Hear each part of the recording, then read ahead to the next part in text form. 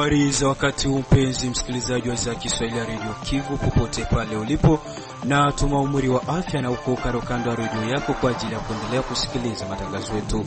Kwa moyo mkunjufu nakukaribisha kuweza kufuata uchambuzi wa habari zetu, bora jumuisho na ukurasa wa habari muhimu, ripoti za kutoka eneo mbalimbali, ukurasa wa habari za michezo pamoja na habari za kitaifa na zile za kimataifa. Mchambuzi wako wa leo ni Safari Almas pamoja na jopo zima la riro habari watakaosikika kwenye uchambuzi wa habari. Na sema karibu na tega sikio mwanzo hadi mwisho.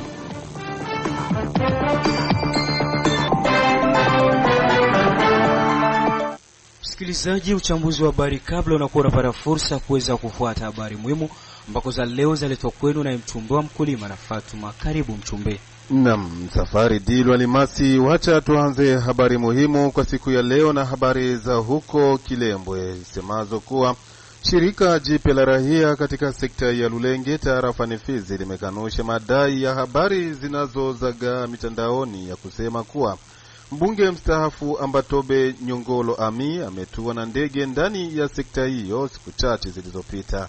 Muhundo huo umeomba kwa raia kuepukana na habari zenye uzushi.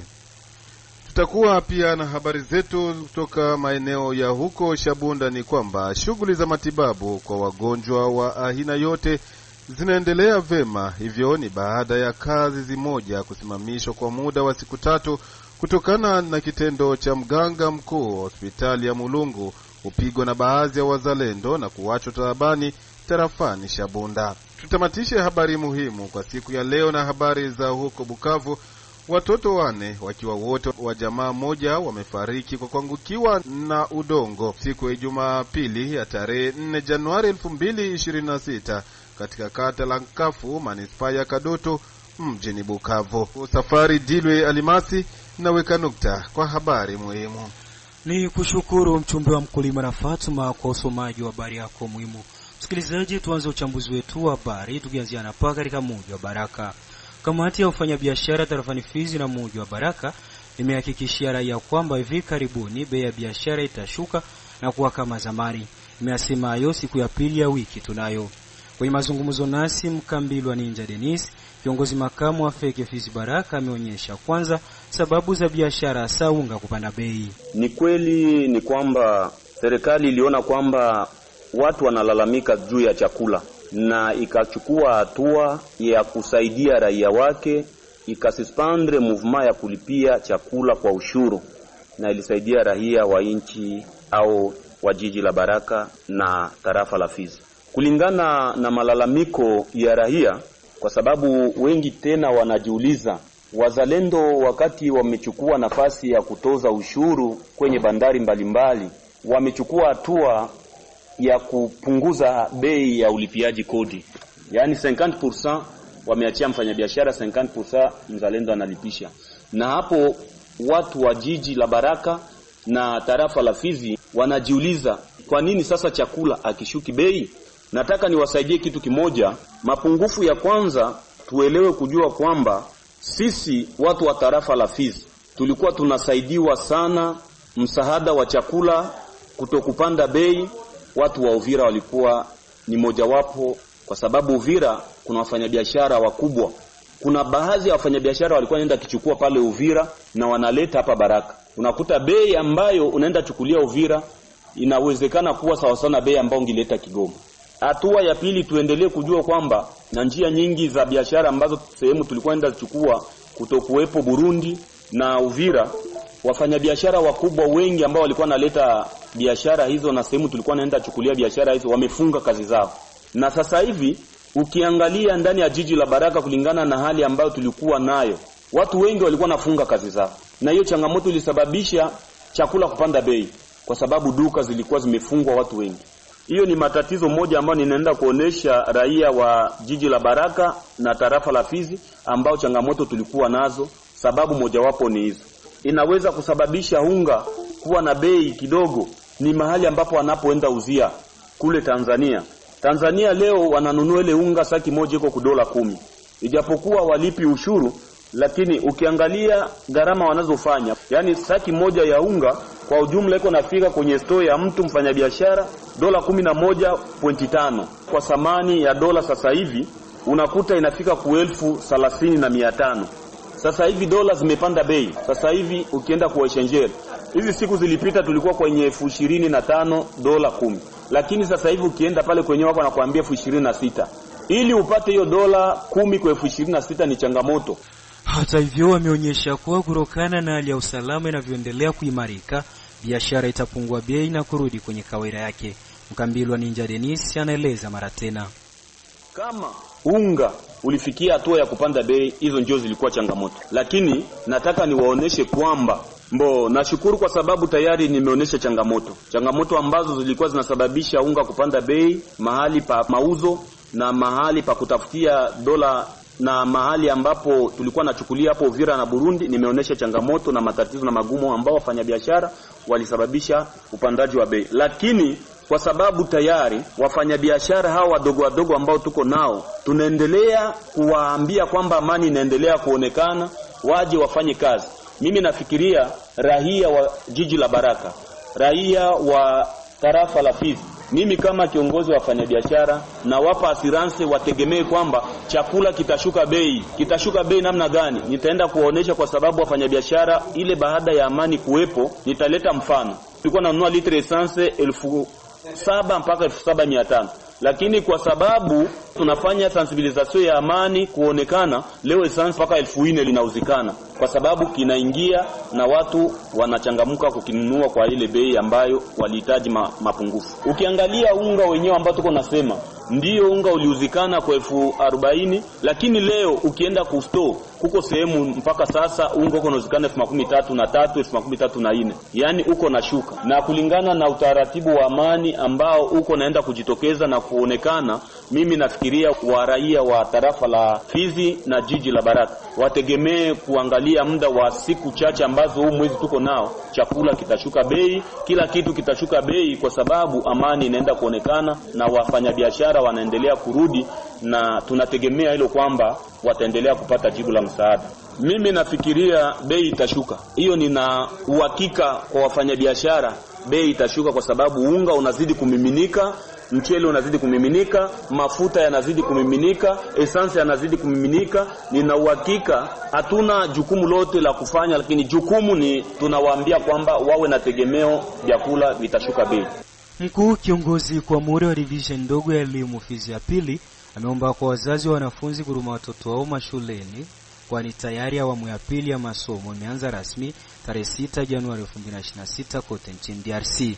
Akizungumza nasi mkuu kiongozi kwa muda wa division ndogo ya elimu ya Fizi ya pili Bwana Vigurole Mweno Mlake amesema wazazi wajitahidi kusukuma watoto mashuleni, wakiomba walimu waliokimbia sehemu mbalimbali ubaki kwanza huko hadi pale ambako mikakati mingine itachukuliwa na uongozi wa juu. Ujumbe ya kwanza ni kuambia wa chef d'établissement, manake makasisi wa masomo na maprefet kwamba waweze kufungua masomo ili kupokea walimu na wanafunzi, na vile vile wazazi waweze kutuma watoto kwa masomo. Kwa sababu gani? Ni tangu tarehe 6 mwezi wa kwanza tuliweza kufungula masomo, konje liweza kuisha ya detente ya Noel, na kwa sasa wanafunzi wote waliweza kurudia kwa masomo ili waendeleshe masomo yao. Na ndio maana tunaomba wazazi waweze kutuma watoto kwa wingi kwa masomo. Kwa sababu gani? Vitu vingine ya security ile woga tuliweza kuongea na viongozi wa miji na wa vile vile wa kiaskari, waliweza kuhakikisha kwamba wanafunzi waweze kusoma, ile makelele inaisha. Kwa wale walimu ambao wanakimbia, wale wenye kuwa karibu wanaweza kuja kufundisha, na wale ambao wamesha kuwa mainchi ya kigeni kule wamesha kimbia, hatutawa oblige kurudia kwa kinguvu, hapana. Kwa pasi kukimbia iko droit, ni haki ya mtu. Kama kuna vita, mtu iko na haki ya kukimbia, na serikali iko na garantie responsabilite ya kukinga baaja yake. Kwa hiyo wale walimu ambao wamekimbia wako kule mbali, ambao wamezuilika, wawezi kwanza kukaa kule.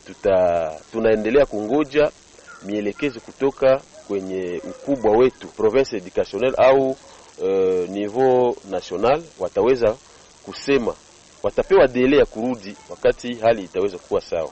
Ila wale walimu kwa sababu masomo zao zitakuwa zimefungwa, watoto wanaweza kuhangaika. Tutakamata madisposition ya kutafuta walimu ya relève au walimu wa muda ukipi kwanza watoto anatanda nouvelle ordre yenye tutapewa. Vile vile Radio Kivu imebaini kuwa shule nyingi hazikufungua milango yake na wanafunzi kusoma licha muda mdogo ni shule la sekondari Mwenge wa Taifa. Baadhi ya wanafunzi wa shule la sekondari Mwenge wa Taifa tuliozungumza nao wakiwa shuleni wameeleza afuatayo. Ninaitwa kwa jina Josué Ese Patrimoine wa Institut Mwenge wa Taifa. Nakuja kusoma.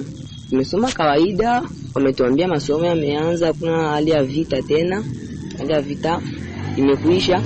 Kama kuna kitu ambacho kitatokea watakomunikia wazazi, ndio hivyo. Nenda kuambia masomo ishaanza kama kawaida, kesho masomo inaanza chiki usirie kabisa. Nitoka jina la familia Sumani Mtombo. Taambia kwamba masomo yameanza, waje tu walimu watafika na tutasoma tu vizuri. Institut Mwenge wa Taifa. Ndio leo sisi walimu walifika kama kawaida na tulifika tukasoma, lakini banatuambia tunapeleka mabaki kunyumba, masomo iko. Ndaambia waje tu kwa masomo tukesoma si wote, kama wale wako kukambini wakujie tu masomo iko kama kawaida, kuna vita. Mimi naitwa Fishi wa Kumwengi. Nimekuja kusoma. Tukusoma kama kawaida tunasoma kila siku, lakini tumesoma. Walimu wamefika. Kaambia wakuje tu masomo iko, kesho masomo inaanza kabisa, inaanza chiko serie kwa hiyo. Kaambia wache tu watoto wa kesho shuleni, juu masomo iko tuko nasoma.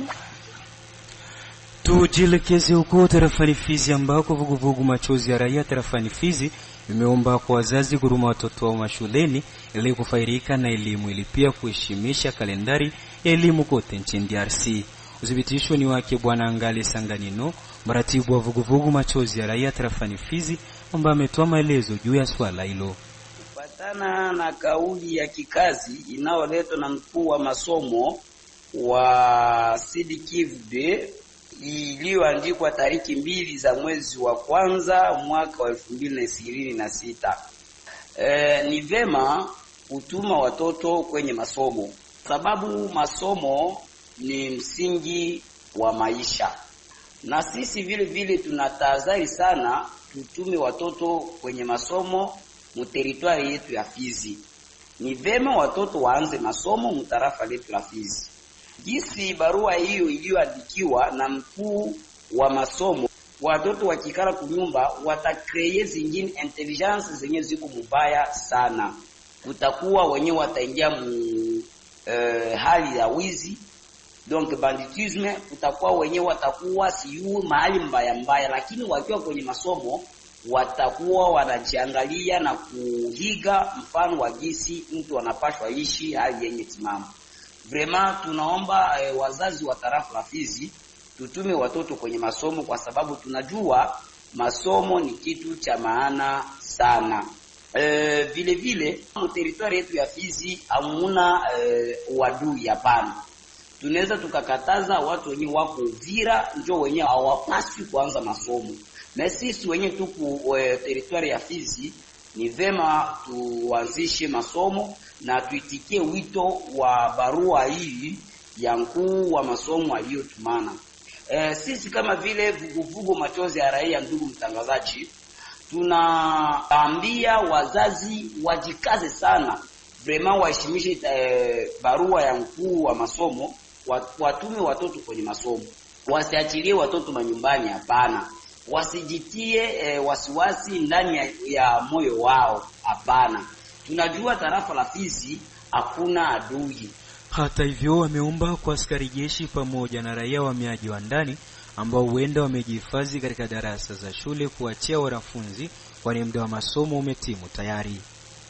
Vile vile sisi kama vile vuguvugu machozi ya raia, ndugu mtangazaji, mtarafa ile tu la Fizi, vraiment tukiangalia sana uko ba déplacement interne benye balikia jihifadhi mu mamilie scolaire. Vraiment tunabaomba sana baachie banafunzi wakati batoke mu masalle de classe, baachie batoto salle libre pour que batoto baanze soma mutarafa letu la Fizi. Vile kuko même le militaire benye bana occuper ma salle de classe za batoto. Ni vizuri bangilitafuta manyumba, batafute manyumba zenye banapaswa baikale ndani pour que bache batoto basome mutarafa letu la Fizi. Kwa sababu Fizi sisi tunajua kuna tatizo yoyote, tunapashwa tutumike kwa ajili tunajua ke tuko sikirize na serikali. Donc na sisi tunasisitiza sana kama vile shirika la kiraia, wazazi watume watoto kwenye masomo, watoto waanze masomo mutarafa letu la Fizi. Hiyo ni hombi yenye tunaomba kwa wazazi waanze kusukuma watoto kwenye masomo. A partir ya kesho batoto baanze nini masomo. Tusiache batoto kunyumba, tusijitie insécurité mu territoire ya Fizi s'il vous plaît. Mwishowe, mratibu wa vuguvugu Machozi ya Raia ameomba viongozi wa kijeshi pamoja na wale wazalendo kuwa na discipline kwa risasi warapigwa kila mara tarafani Fizi. Tunaomba vile kwa vyombo vya usalama walinde usalama, kwa sababu tunafika kipindi cha watoto kuanza nini masomo. Hili nayo ndio tunapenda tuyamalizie. Juu masasi inalia kiovyo, tujue watoto wakiwa kwenye masomo na masasi kiwe inalialia sana, itabidi hata watoto kupotea. Kuna masasi inaweza ikaingia watoto ile yenyewe tunaita mabale perdi na kuumiza watoto. Donc tunaomba kwa vyombo vya usalama wafanye usalama mwingi, itaimarisha sana kipindi hicho tunachokuwa nacho. Vraiment ni hombi kabangi yenye tunaomba kwa wakuu wa usalama, sisi kama vile vuguvugu Machozi ya Raia tarafani Fizi. Vraiment tuache sasa hili hali ya kupiga masasi, kuanzia FARDC yenye tuko mwayo, kuanzia wazalendo. Vraiment tuache sasa ile hali ya kupiga masasi sikuwa na maana yoyote ndani ya tarafa la Fizi. Ndio tunajua watoto wetu wanaanza masomo, ni vyema tufanye security ya kabambi juu watoto wamalize mwaka mpya mu territoire ya Fizi. Ndio tunajua nyinyi mnatulinda kwa amani. Na mkitulinda tena kupitia hali ya masasi, vraiment hata watoto wenyewe wakienda shuleni wakisikia risasi moja hawatafuata tena nini elimu nzuri, watakuwa na woga na wengine wataanza jitokeza bila ruhusa ya mwalimu. Donc tunaomba kwa waja security vraiment watufanyizie usalama mkuu juu masasi tena yasiwe yanasikika kipindi hiki watoto wanaanza masomo mu territoire yetu ya Fizi.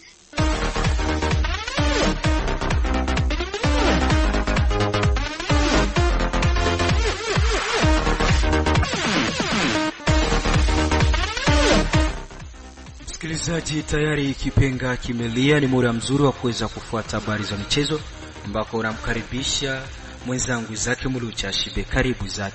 Na barabara kabisa mwenzangu Safari Alimasi Dilwe. Kwenye habari za michezo tuanzie huko Ulaya ambako klabu ya Paris FC imepanga kumsajili beki kongwe Sergio Ramos katika dirisha hili ndogo la usajili, na inasadika kuwa mazungumzo baina ya timu hiyo na kongwe huyo Sergio Ramos yanaendelea vizuri. Kwa hiyo tutarajie kumuona kwenye FC Paris ambayo iko tofauti kabisa na Paris Saint-Germain, ni timu nyingine tofauti. Na uongozi wa timu ya Juventus Turin imepanga kumsajili kwa mara nyingine tena aliyewahi kuwa mchezaji wao Federico Chiesa ambaye kwa sasa yuko Liverpool. Tuache tuangalie itakuwaje linalo. Tukija hapa Afrika kwenye michuano ambayo inapamba moto huko Rabat, Morocco, ni kwamba shirikisho la mpira wa miguu nchini Tunisia limetangaza rasmi kumfuta kazi kocha mkuu wa timu ya taifa hilo Sami Trabelsi. Uamuzi huo umekuja baada ya timu ya taifa hilo kuondolewa kwenye michuano ya AFCON katika hatua ya 16 bora. Sasa hapo jana Safari Alimasi kulikuwa na pambano ambazo zilipigwa hapo tarehe 6 Januari mwaka 2026 huko Morocco. Ni kwamba saa 12 Algeria Fenech waliweza kupambana na Tui wa DRC. Ulikuwa ni mchezo wa kata na shoka, vuta ni kuvute, lakini sasa kwa ubovu wa bahati sijui niseme nini Safari Alimasi, kwenye dakika ya 119, yani kuna bakia dakika moja prolongation iishe tuingie kwenye mikwaju, basi Kongo iliweza kukubali kutandikwa bao la ushindi na hao majamaa wa Algeria, na hivyo tukahaga kabisa kufunga mikeka, na muda si punde tutapokea kina Bakambua pa Jamhuri ya Kidemokrasia ya Kongo wakiwa wamefeli, wakiwa wamekosa kabisa kufuzu. Sasa hivyo Algeria inaingia kwenye hatua ya 8 bora. Na pia kwenye mchuano ambao ulipigwa saa 3 usiku jana, hapo jana Cote d'Ivoire waliweza kuilaza bila shaka yoyote Burkina Faso mabao 3 bila kabisa. Sasa hivi tuwajuza sikilizi kwamba timu zilizopita kwenye 8 bora ni Senegal, Mali, Morocco, Cameroon, Nigeria, Misri ambayo ni Egypt, Algeria na Cote d'Ivoire. Lakini tena tunawakumbusha kwamba Algeria hivi anakuwa na kibarua kizito zidi ya Nigeria. Safari Alimasi Dilwe, mimi naishia hapo kwa asubuhi ya leo, nikiyepa namna hiyo na majonzi yangu yote ya kugongwa hapo jana na Algeria. Asante sana Isaac Mulucha Shibe kwa habari za michezo. Msikilizaji, endapo unakuja kujiunga nasi, nikukumbusha kwamba unaendelea kurejea sikio za Kiswahili ya Radio Kivu, na huu ni muda wa uchambuzi wa habari katika lugha tukufu la Kiswahili. Vile vile uchambuzi wa habari utaupata kwenye mtandao wetu wa YouTube ukiandika Radio Kivu Baraka.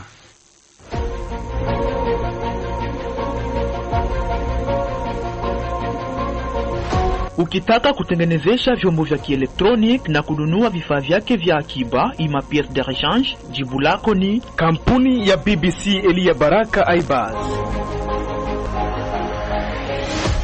Baada ya mapumziko mafupi, tujielekeze huko Kilembwe ambako shirika jipya la raia katika sekta ya Lulenge limekanusha mara ya habari zinazozagaa kwa mitandao ya kijamii semazo kuwa mbunge mstaafu wa Miamba Tobe Nyongolo ametua na ndege ndani ya sekta hiyo siku chache zilizopita.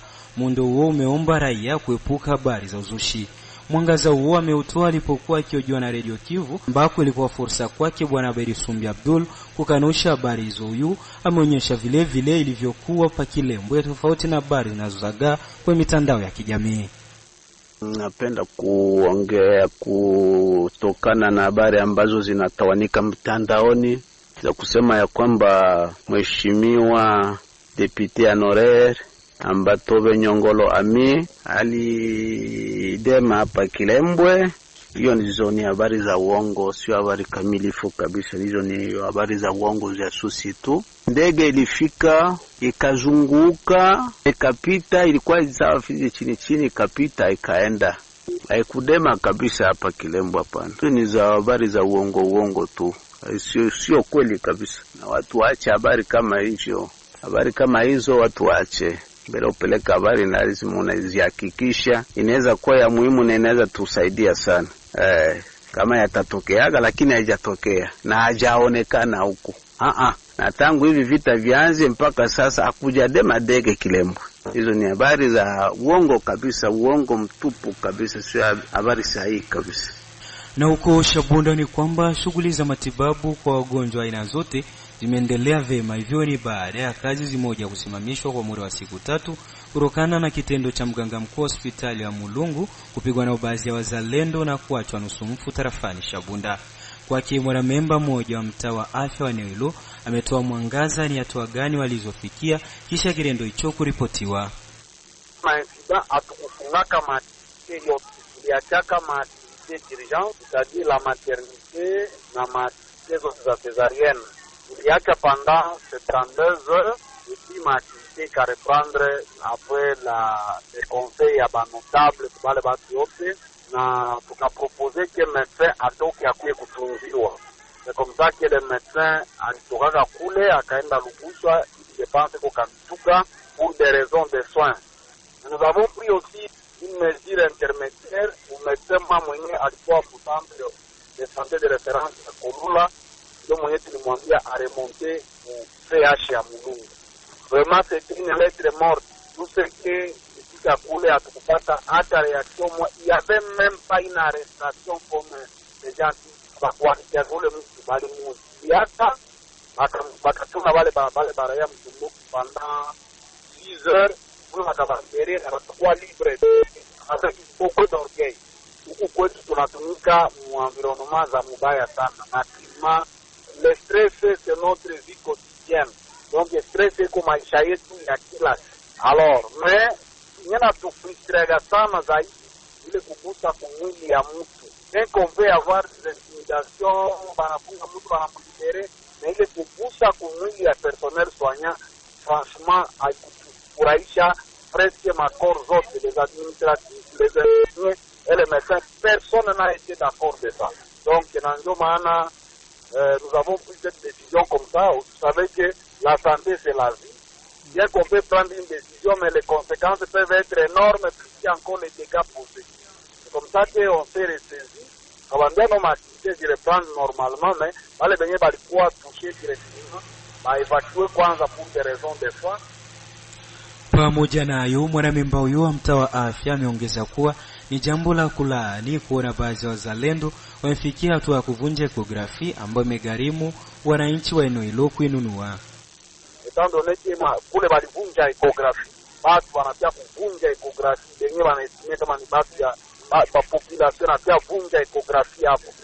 Ile ekografi iliuziwa nyona na recouvrement local, hakuna parcelle mwazipatikana.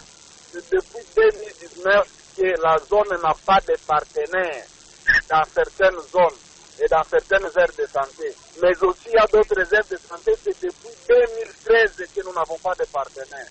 Et na kiti liko wanafunir wa kupata hayo avec les recettes locales, batu tu bauli wanakuya kutuble mguma batu kuvunja kimoya kingine kukatakata, ce n'est pas vraiment une bonne chose. Ni tunakontinue na mashauri, vraiment depuis que tunaikisia tuyapataka don ya ekografi ku zone de santé ya Mulungu. Atu ya pataki.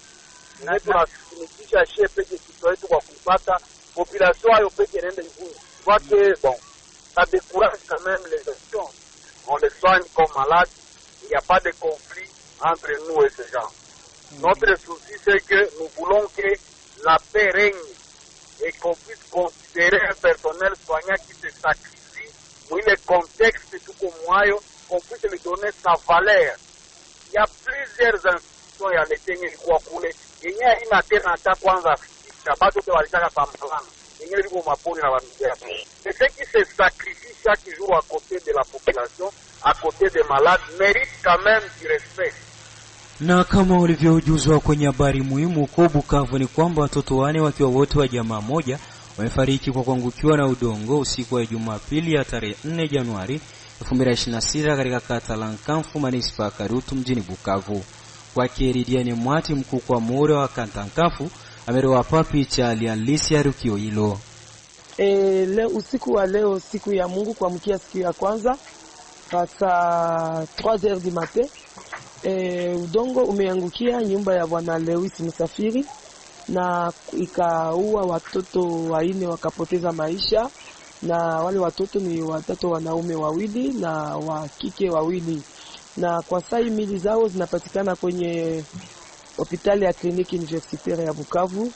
Na sisi kama vile viongozi tunatoa kwanza pole kwa hiyo kama ambao imepoteza watoto wao, na tunakondane kabisa hiyo makonstruction anarchique, na tunaambia wakaaji wote wawe macho, waangalie nafasi ya kujenga, na tunaita wakadre de base wote waendelea kufuatilia na kuheshimisha hiyo arete ambayo baba gouverneur wetu wa Sud Kivu ametoa, ambayo inasema mbele ya kujenga inafaa kuangalia parcelle iwe ya meta 20 juu ya 20, na pia vile vile wakaaji waendelee kuheshimu hiyo mitindo ambayo wakuu viongozi wametoa, kwani ni kwa ajili ya mafaa ya maisha yetu sisi wakaaji wa Bukavu. Tukamilishe uchambuzi wa habari zetu na uko Burundi, ambako rais wa Burundi Evariste Ndayishimiye ameikosoa kauli ya waziri wa mambo ya nje wa nchi hiyo Edouard Bizimana baada ya kuchapisha taarifa ya kuikosoa Katari kwa kutokutulia maanani mgogoro unaendelea nchini Jamhuri ya Demokrasia ya Kongo.